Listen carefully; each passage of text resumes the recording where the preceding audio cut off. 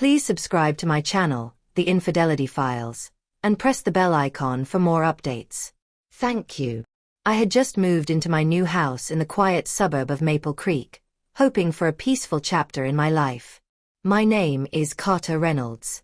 I was 32, recently out of a long-term relationship that left me a little broken but more introspective.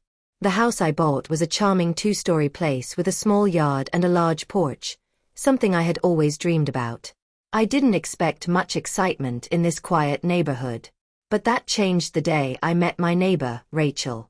Rachel Bennett lived right next door. I saw her for the first time when I was bringing in some boxes.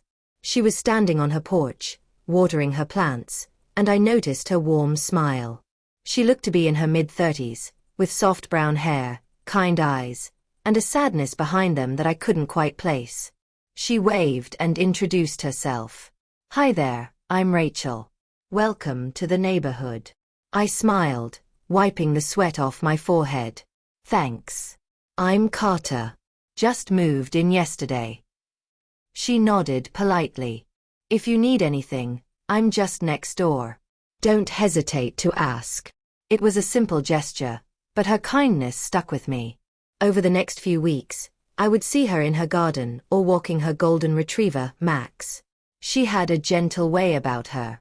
Eventually, I learned that she had lost her husband, Daniel, to cancer a year ago. She had been married for 10 years, and it was clear from the way she spoke of him that she still loved him dearly. Despite her loss, she was the kind of person who made everyone around her feel at ease.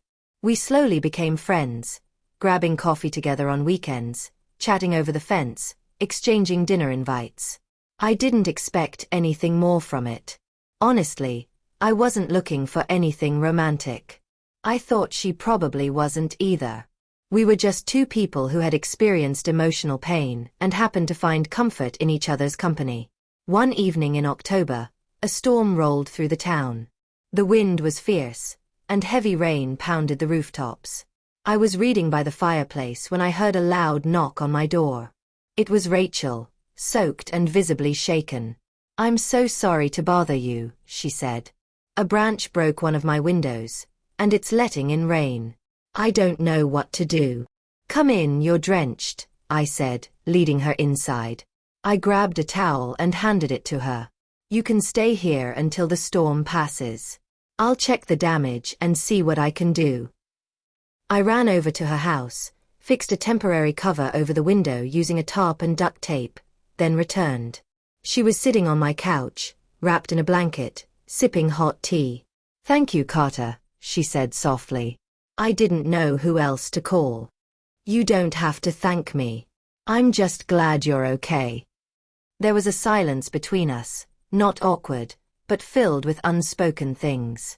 That night felt like a shift. She didn't leave after the storm ended.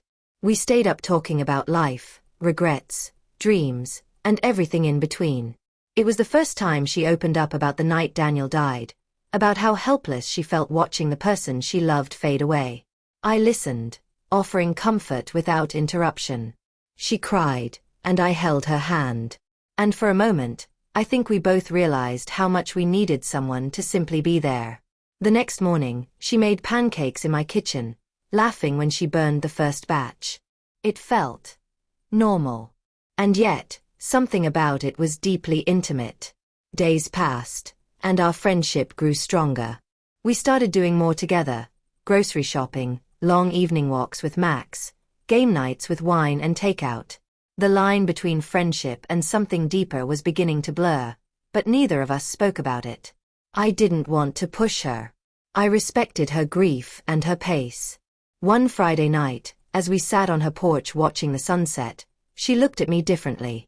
Her eyes lingered longer, her laughter was softer. I noticed the way her hand brushed against mine when she reached for her wine glass. "I've been thinking," she said, not looking at me, "how strange it is that someone can come into your life when you least expect it. When you're not ready. But maybe that's the point. You're never really ready, are you?" I didn't say anything. I just nodded, my heart beating a little faster. "You've been here for me in ways I didn't even realize I needed," she continued. I don't know what this is between us, but I know it's something. I turned to her, gently taking her hand. I feel it too. But there's no rush. We can figure this out together. That night, we shared our first kiss, slow, hesitant, yet full of emotion. It wasn't about passion or impulse. It was about connection, understanding, and healing. From that moment, something shifted permanently. We didn't jump into a relationship. We took it slow. There were still days when she missed Daniel so much she couldn't get out of bed. And there were days when I felt unsure if I was good enough to fill the void someone else had left. But we communicated. We supported each other. Months passed. Winter turned to spring. Rachel smiled more. I laughed more. We began to build a routine, brunch on Sundays, movie marathons during rainy nights, working on home projects together. I found joy in her presence, in the way she talked to Max like he was a person, in the way she painted her nails while humming 70s love songs, in the way she never pretended to be okay when she wasn't. Eventually, we went away for a weekend trip to the mountains. It was quiet, peaceful, just the two of us in a small cabin surrounded by trees and snow. That weekend became a turning point. We talked more about our feelings, our fears, and what we wanted moving forward.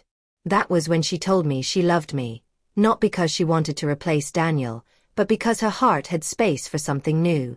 Something real. I told her I loved her too.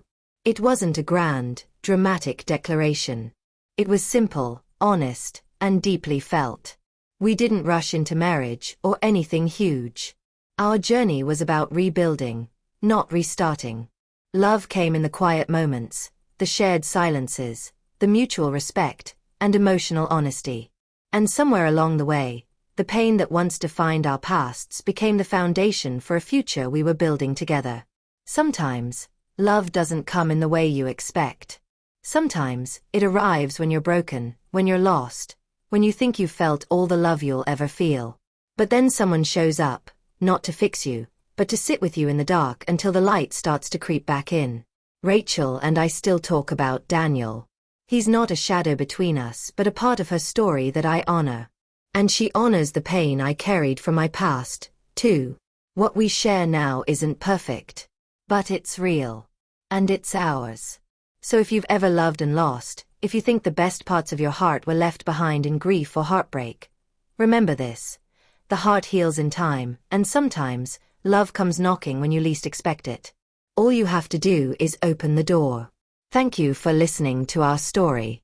Please subscribe to my channel, The Infidelity Files, and press the bell icon for more real stories of love, healing, and life.